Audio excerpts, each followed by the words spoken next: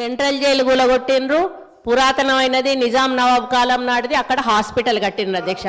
అదే హాస్పిటల్ ఊరవతల కట్టుంటే పేషెంట్లకు కూడా మంచిగా ఉంటుంది అధ్యక్ష. పురాతనమైన జైలు కూడా అక్కడ ఉండేది అధ్యక్ష. అక్కడ ఎంజిఎం ఉంది, ఎంజిఎంలో సరిగ్గా స్టాఫ్ లేరు అధ్యక్ష. దాన్ని డెవలప్మెంట్ చేయకుండా కొత్త బిల్డింగ్ ఎందుకు కట్టారు, ఆ ప్లేస్లో ఎందుకు కట్టారంటే వీళ్ళకు పర్సంటేజ్ల కోసం కట్టారు అధ్యక్ష. ఈరోజు సెక్రటేరియట్ పాత భవనాన్ని కూలగొట్టారు అధ్యక్ష. అంత పెద్ద భవనాన్ని, అన్ని కోట్ల విలువైన భవనాన్ని కూలగొట్టాల్సిన అవసరం ఏముంది అధ్యక్ష? దాన్ని ఇంకొక గాంధీ హాస్పిటల్లో, ఇంకొక నిమ్స్ హాస్పిటల్లో చేసి పేదవాళ్లకు హాస్పిటల్ని కేటాయించి ఈ సెక్రటేరియట్ బిల్డింగ్ ఇంకా ఎక్కడైనా కట్టుంటే అదే ఆస్తి కూడగట్టినట్టు. ఉన్న ఆస్తులను ధ్వంసం చేసి కొత్త ఆస్తులు కట్టుకున్నది ఎవరి కోసం? మీకోసం కట్టుకున్నారు, మీ పర్సంటేజ్ల కోసం కట్టుకున్నారు. వీళ్ళు చేసిన పనులన్నీ కూడా దుర్వినియోగం చేశారు అధ్యక్ష. అప్పులు తెచ్చి నిరుపేదలకు ఉపయోగపడి పని ఒక్కటి కూడా చేయలేదు అధ్యక్ష.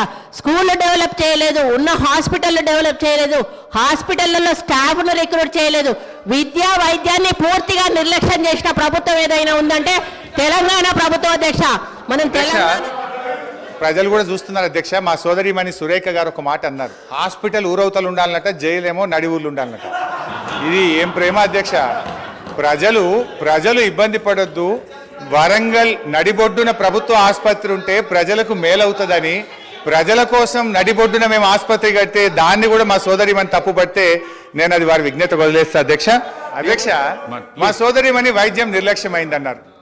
ఆనాడు కాంగ్రెస్ ప్రభుత్వ హయాములో నేను రాను బిడ్డో సర్కారు దవాఖానకనే పాటలు వస్తే మా హయాములో పోదాం పద బిడ్డ సర్కారు దవాఖానకనంత గొప్పగా ప్రభుత్వ ఆసుపత్రులు చేశాం. ఆ రోజు ప్రభుత్వ ఆసుపత్రుల్లో డెలివరీలు 30% అయితే ఈ రోజు 78% ప్రభుత్వ ఆసుపత్రుల్లో డెలివరీలు జరుగుతూ ఉన్నాయి. ఇది మా ప్రభుత్వ పనితీరు నిదర్శనం. Please subscribe to KTV Telugu. KTV Telugu. KTV Telugu. KTV Telugu. KTV Telugu. KTV Telugu channel.